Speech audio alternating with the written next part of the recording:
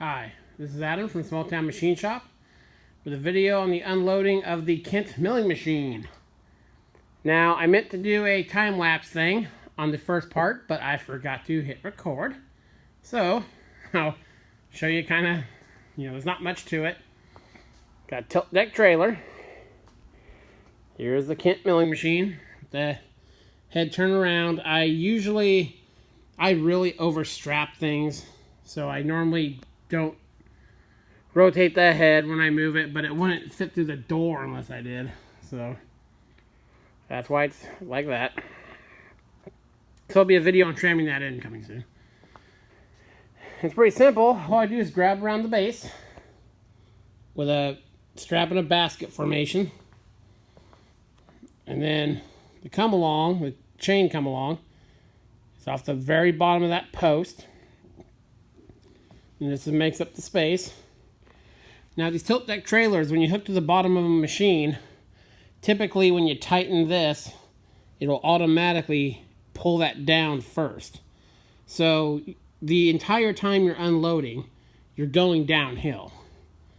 And if the trailer has a good deck on it, this one does not. This is not their finest trailer they've ever rented me. So this one's all beat up and uneven. When they got new boards on them, it really doesn't take much to unload these. To unload these.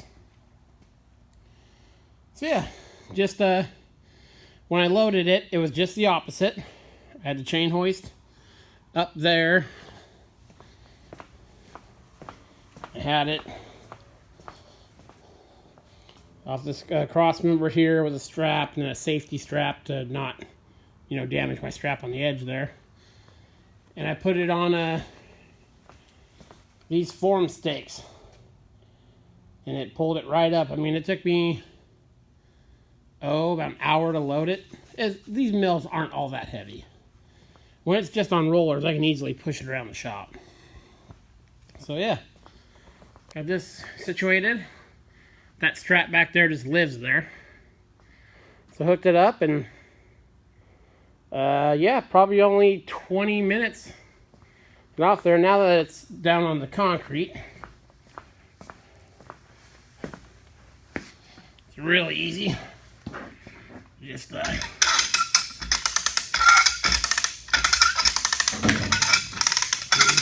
all that slack in there after it slides a bit.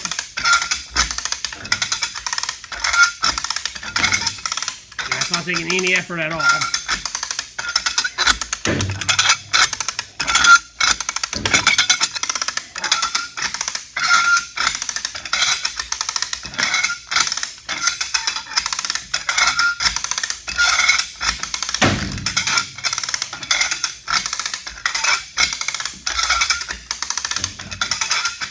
Well, we're almost down. There we go.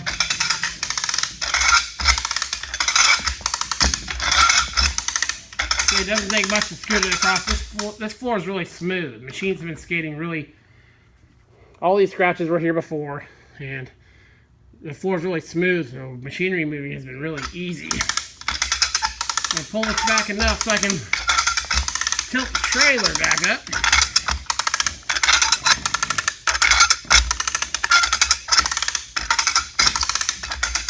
When I'm using either a chain come along or I don't use the cable ones anymore since I got this guy. I only like to tighten stuff as much as I can put on there with one arm. I don't like to reef on stuff. I don't put a pipe on there. I use my straps are, really heavy duty as far as the loads I'm working with. They're all, I examine my straps about, every time after I move something. If it has any frays or anything, I get rid of it. These straps aren't all that expensive, 20, 30, 40 bucks, depending on the length. So if they show any signs of cuts or anything, I either get rid of them or I cut them up to make strap savers for my ratchet straps. And all that is like if I'm going around a hard surface, not that I would strap off the table here, but let's say you were going over a hard edge, you can put a strap of that on there when your ratchet strap over, so it won't cut into your ratchet strap. So that's what I mostly do with those, is recycle them, because you can get a lot of strap savers out of one of these. And yeah, we are off the table. Probably pull another foot, that way the trailer can come up. So yeah, that is how I unload these machines. This is how I have loaded and unloaded every machine I've ever bought with a tilt deck trailer. So people show up like that lathe, and I tried to show up with one of these and some of the heavier things. Even that 4-head drill press, I loaded with one. That was kind of sketchy, but I loaded and unloaded it with just one of these guys. I used to have some long strips. They were like 12 feet long of UHMW, but to lower the coefficient of friction when you're dragging stuff across. They were almost too slick, and sometimes, I think it was when I first got the Tita, it was on there. I had 2 strips, each one was 18 inches wide, and when the trailer tipped and got going, that thing slid, I don't know, almost 3 feet before it stopped. It was spooky. So then when I was using those, I would have another come along off the back, let loose a foot of slack, pull it a foot.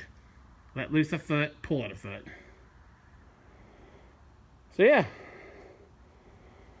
The mill is in the shop. We got some work to do to it. We got some bearing noise.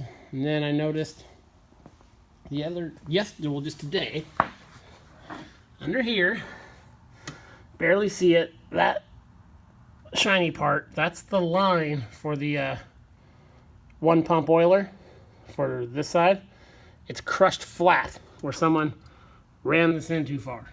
So the other one is pinched as well. So we'll be probably pulling the table off and getting those fixed. There's going to be a pretty complete 5 or 6 video thing on this guy, because I really need to.